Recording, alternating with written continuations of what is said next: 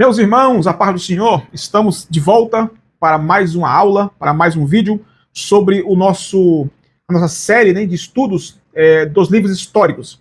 Já falamos sobre Josué, agora vamos continuar falando sobre o livro de Juízes.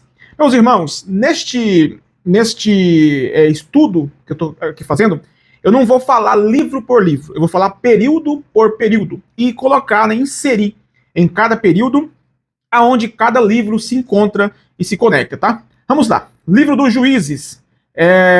Esta imagem que vocês estão vendo aí na tela mostra a cronologia da história de Israel dentro do livro dos Juízes, né? Então, os períodos que aconteceu desde Josué até Esther. Então, para você ver certinho na tela, a imagem que você está vendo, tem aí, ponto 1 aí, né? Conquista de Canaã, com Josué, divisão, Josué, e período dos Juízes, que é os livros de Ruth e Juízes, né? Que registra esse período dos Juízes de Israel. Então, nós, neste vídeo, nós vamos até o livro de 1 Samuel, não todo, né? Até o capítulo 7, 8, aonde vai acontecer a transição. Aí, né, a monarquia a gente fala em outro vídeo, porque já faz parte de outro período da história, tá? Então, neste vídeo, vamos falar sobre os juízes de Israel, que é os livros de Juízes, Ruth e o primeiro livro de Samuel até o capítulo 8, do 1 ao 8, tá? Vamos lá. Introdução. O livro dos Juízes é uma continuação do livro de Josué. Enquanto Josué e os anciões estavam vivos, os israelitas adoravam a Deus, mas um a um essa geração se foi. Após a morte de Josué, Israel se manteve fiel a Deus até o tempo da morte dos anciões, né? Josué, capítulo 24, versículo 31. Então, o que temos aqui? O povo de Israel, depois da morte de Moisés, ficou no comando, né? Ficou sob a direção dos anciões, que eram aqueles homens, né? Que viveram e trabalharam e lutaram com Josué, tá? Só que depois, né? Depois de 18 anos, né, da morte de Josué, todos eles também morreram. Então, toda aquela geração de Josué se foi com ele após 18 anos. E o povo começou a se perder. Tá? Flávio Joséfo conclui que a geração dos anciões se extinguiu 18 anos após a morte de Josué. Tá? 26 anos desde a morte de Josué até o primeiro juiz de Israel, Otiniel. Então percebe que o povo de Israel durou pouco tempo, né? Para sair dos caminhos que Josué e Moisés havia deixado para eles e desviaram-se, afastaram-se de Deus facilmente. Cerca de 26 anos depois da morte de Josué, já estava sendo oprimido por nações vizinhas, né, nações cananeias, e já teve que levantar o primeiro juiz, Otiniel, para livrar o povo das mãos dos opressores. Tá? A nova geração depois dos anciões, eles não conheciam pessoalmente o Senhor, eles nunca viram as grandes coisas que Deus fizera para Israel, então rapidamente abandonaram a adoração a Deus e serviram aos Baalins, porque o povo não tinha uma liderança, né? Não tinha um líder que foi educado, que foi formado aos pés de Josué, né? Para guiar esse povo. O povo ficou sem direção, ficou sem liderança, ficou sem líder, tá? Então, a partir daí, se instala um ciclo dentro da Bíblia, dentro do juiz, dentro desse período, que nós vamos ver esse ciclo a partir de agora. Esse ciclo, igual você observa na tela, era composto por alguns pontos. Primeiro, o povo faz o que é mal aos olhos do Senhor. Depois, Deus envia uma nação opressora. Depois, o povo clama a Deus. Deus envia um libertador. O opressor é derrotado. O povo tem um tempo de descanso. E outra vez o povo peca de novo e o ciclo se repete. Isto perdurou por cerca de 300 anos. 300 anos o povo nesse ciclo de pecado e de opressão. Tá? Eu fiz aqui, para vocês entenderem, a classificação dos juízes de Israel. Tá? Os juízes de Israel, eles são classificados em duas classificações. Primeiro, os maiores e os menores. Os maiores aqui são aqueles que a Bíblia mais fala sobre ele, né? E os menores são aqueles que a Bíblia menos fala sobre ele, obviamente. Então, os maiores são Otiniel, Eude, Débora, Gideão, Jefté e Sansão, tá? Então, esses juízes, a Bíblia dá mais detalhes sobre ele.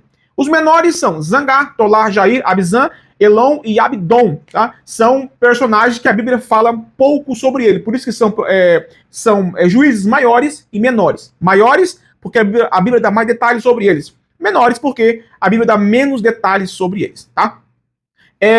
Eu fiz aqui também para vocês verem, eu vou deixar aqui na tela para você observar, como que cada juiz, né, teve essa classificação. Então, eu vou deixar para você ver uma tabela, e você vai ver o juiz, o pecado, a servidão e duração e o período de paz, tá? Para você compreender como que funcionou cada juiz de Israel. Vamos lá. Primeiro, Otiniel, né? O primeiro juiz, o pecado, serviram aos Baalins, né? Aos deuses cananeus. Servidão, Cusã Risataim, que foi o rei da Mesopotâmia, né? Essa servidão durou cerca de 8 anos, tá? Depois da libertação, eles ficaram 40 anos de paz. Eude, né? O povo, mais uma vez, repetiu o pecado, né? Serviram os Baalins. Servidão, Eglon, rei dos Moabitas. Esse Eglon aqui, ele julgou Israel por cerca de 18 anos, tá? E depois que Eude livrou da mão de Eglon, o povo ficou 8 anos de paz. Zangar, filho de Anate, não temos aqui, né, a história do pecado, mas só sabemos sobre ele, é um dos juízes, né, que a Bíblia fala pouco sobre ele, né, só tem alguns versículos sobre ele. A Bíblia diz que ele feriu 600 homens dos filisteus com uma aguilha de bois, tá? É a única referência que temos nele no livro dos Juízes, o juiz Zangar. Débora e Baraque, mais uma vez o povo adorou aos Baalins. A servidão, Jabim, rei de Canaã, né? Durou cerca de 20 anos a servidão de Jabim aqui. E depois que eles libertaram o povo das mãos de Jabim, teve um período de paz de 40 anos de paz. Gideão, o mesmo pecado do povo. Servidão, os midianitas. Duração de servidão, 7 anos, né? E depois teve 40 anos de paz. Tolá, o mesmo pecado. Servidão, não temos aqui, né, o opressor e nem quanto tempo ficou em opressão, mas temos aqui que foram 23 anos de paz depois da libertação. Jair, a mesma coisa, temos 22 anos de paz. Jefté, o mesmo pecado do povo.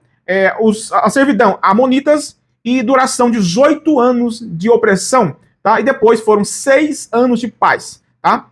Abizã, Elon e Abdon, o mesmo pecado do povo. Não temos aqui a servidão, nem a duração, mas depois foram 6, 7 e 10 anos de paz em cada juiz aí, tá? Sansão, o mesmo pecado.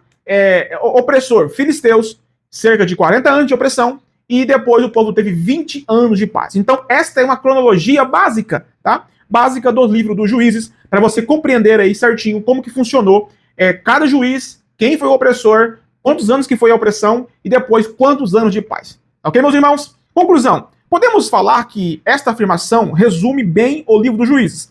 Naqueles dias, não havia rei em Israel. Cada qual fazia o que achava reto aos seus olhos, né? Juízes 21, 25.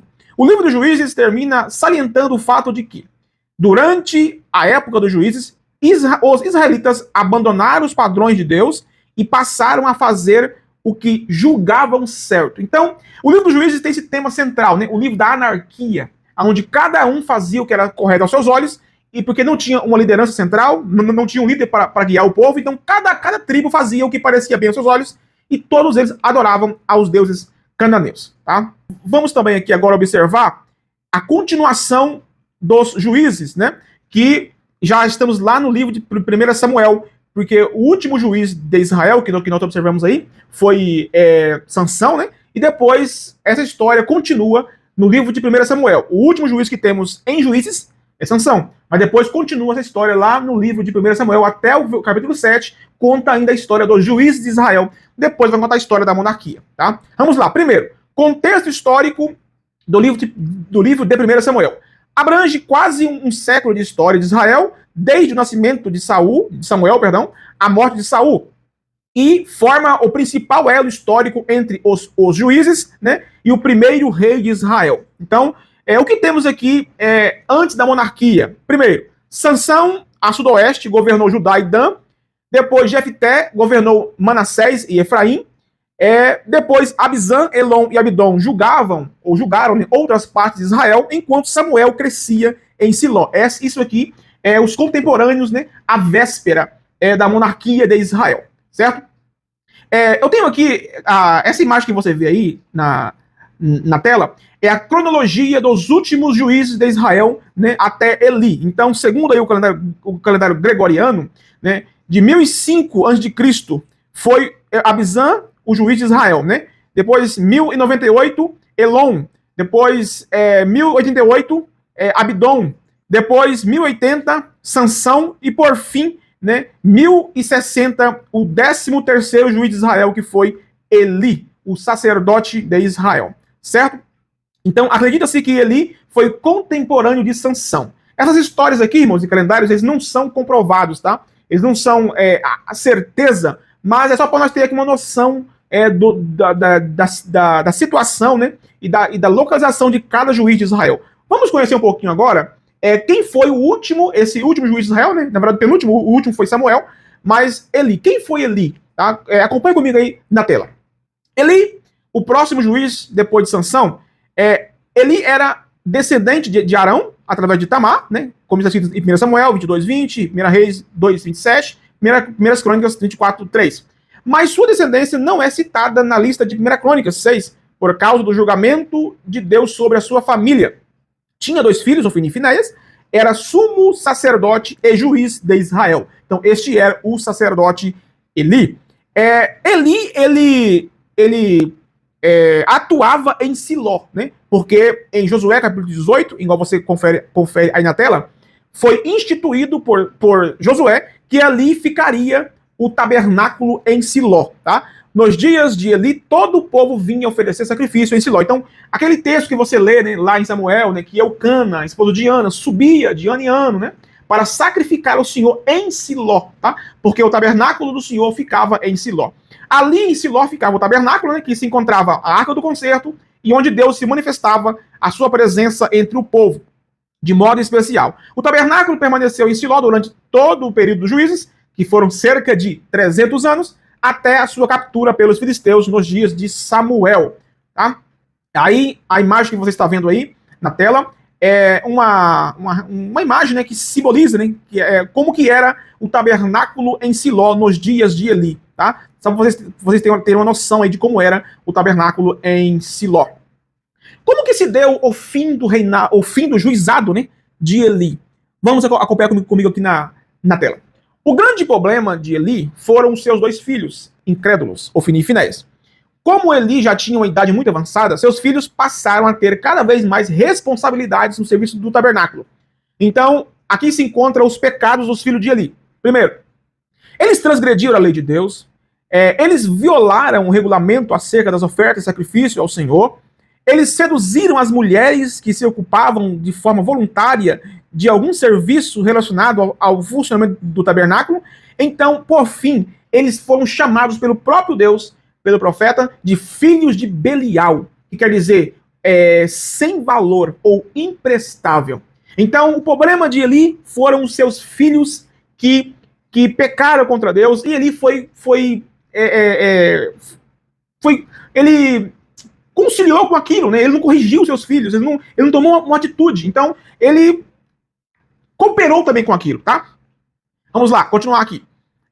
Aí tem uma profecia, né, em 1 Samuel, capítulo 2, versículo 27, contra a casa de Eli. Um homem de Deus não identificado denunciou a forma com que Eli e seus filhos negligenciaram o serviço de Deus, desprezando a grande dádiva do ofício sacerdotal que lhes fora confiado. Isso você confere em 1 Samuel 2:27. Em seguida, o profeta avisou que a linhagem sacerdotal em Israel não seria mais contada através da sua casa. Isso aqui é importante a gente observar, porque se cumpriu lá na frente, nos dias de Davi. Tá? Deus também avisou a Eli que os seus filhos morreriam no mesmo dia e que ele seria o último homem idoso de sua casa. Todos os que haveriam de morrer no auge da idade. Então, a profecia era que Deus riscaria, né, o nome de Eli da genealogia dos sacerdotes, que os filhos deles morreriam no mesmo dia e que Eli seria o último homem idoso da sua genealogia, né, do seu povo, né, do seu sobrenome. Então, essa profecia se cumpriu. A Bíblia diz, em 1 Samuel capítulo 4, versículo 17, que Ofni e Finéias morreram na batalha contra os filisteus. Ao receber a notícia da morte dos seus filhos e da perca da arca, Eli caiu da cadeira e quebrou o pescoço e morreu, em 1 Samuel capítulo 4, versículo 18, né? Mas a descendência de Eli ainda não acabou. Ela continuou, né, através de Aitube, em 1 Samuel capítulo 14, versículo 3. Aitube descendia, né, de Eli. Mais tarde, Abiatar escapou da matança promovida por Saul contra o sacerdote de Nob. Também Abiatar era um descendente de Eli, tá? Durante o reinado de Salomão, Abiatar, o último representante da linhagem de Eli no sacerdócio, foi destituído do seu cargo. Com isso, Abiatar, que era da linhagem de Eli, foi afastado do sacerdócio, e Zadok, da linhagem de Eliezer, né, que era outra linhagem, que não era a linhagem de Eli, foi confirmado como sumo sacerdote. Então, a partir daí, não conta mais a linhagem de Eli, conta a linhagem de Zadok. Aqui, né, Deus cumpriu a palavra que foi anunciada pela boca do profeta. Eu vou interromper a sua geração, a sua genealogia. Irmãos, nós observar isso aqui é muito sério, por quê? Porque nós temos que tomar cuidado com o trato que nós estamos tendo com a obra de Deus. A gente tem que cuidar com aquilo que nós estamos dando para Deus, com a forma que estamos lidando para com Deus e a sua obra. Porque Deus cobra daqueles que lutam, daqueles que militam na sua obra, de forma relaxada. Deus cobra. Eli foi o exemplo disso. Deus cobrou de Eli, da sua família e dos seus filhos, os seus pecados, tá? Conclusão. Neste momento que se encerra definitivamente o sacerdócio da casa de Eli. A partir daí, a liderança sacerdotal passa para a linhagem de Eliezer, né, representada por Zadok, demonstrando que Deus honra aqueles que o honram e rejeitam aqueles que desprezam a sua santidade. Então, a família de Eli, a casa de Eli, nos deixa esse ensinamento que nós não podemos brincar com o serviço da casa de Deus. Deus trata com aqueles que opera, né, com aqueles que faz a obra de Deus relaxadamente. Né? Deus trata com essas pessoas. Essa imagem que você está vendo aí é um panorama, né? Um panorama da história de Eli, né? Desde o princípio aqui, que foi o grande problema, né? Que foi seus filhos, depois os pecados dos filhos de Eli, a profecia contra a casa de Eli, o cumprimento da profecia e o encerramento definitivo da casa de Eli, tá? Então é para você compreender essa sequência, esse panorama do penúltimo juiz de Israel, né? Que foi o sacerdote Eli. Agora temos aqui o início do ministério de Samuel, que foi o último juiz de Israel que participou da transição da teocracia para a monarquia, né? Que foi aquele que deu fim aos juízes e deu início ao primeiro rei de Israel, tá? Como profeta, inicia em 1 Samuel 3, 20 e 21, sacerdote, juiz, 1 Samuel 7, 2 e 6, começou a julgar em Betel, julgar o Mispa e Ramá, né? E Samuel julgou a Israel todos os dias da sua vida, 1 Samuel 7, 15. Então, meus irmãos, aqui estamos encerrando mais um vídeo acerca dos períodos dos livros históricos. Na próxima aula, nós vamos continuar falando sobre a monarquia de Israel, já aprofundando sobre Samuel e sobre as suas obras, que foi ungir o primeiro rei, ungir o segundo rei de Israel e dar continuidade à monarquia de Israel dentro da Bíblia Sagrada. Meus irmãos, que Deus te abençoe. Até o próximo vídeo. Paz do Senhor.